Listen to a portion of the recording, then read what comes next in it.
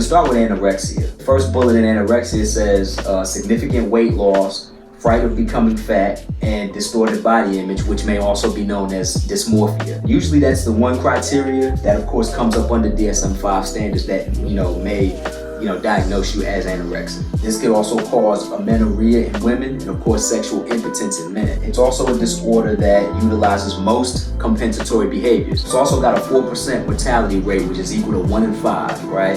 So 1 in 5, specifically it's the women though that are affected by this, as I mentioned.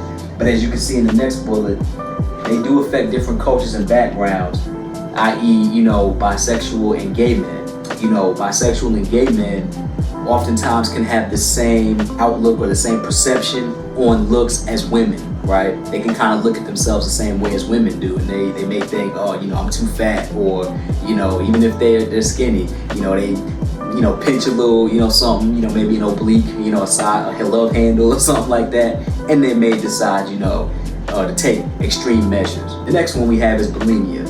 Now that first bullet, the definition is known as repetitive eating followed through with compensatory behaviors. The criteria by DSM-5 includes engaging in these behaviors once a week every 3 months. Usually it's triggered by emotions, right? So bulimia is usually the one triggered by emotions the most, be it sadness, anger, depression, guilt, especially guilt, right? And also it's the more subtle disorder given that there are no obvious changes in weight. So anorexia, of course, being extremely underweight is a criteria, whereas with binge eating disorder that I'm going to get to in a minute, usually with binge eating disorder, because you're eating so much, right, obesity is a criteria.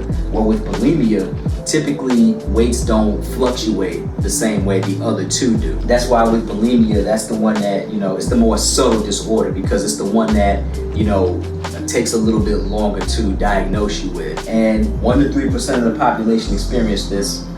As you can imagine, 90% are female. Binge eating disorder. So the first bullet, the definition would be consuming large amounts of food over short periods, and that has been defined as 2-hour periods. Also feeling no control, right, when you're eating, followed by shame or guilt. Same DSM-5 criteria as bulimia. It's common in all racial and cultural groups.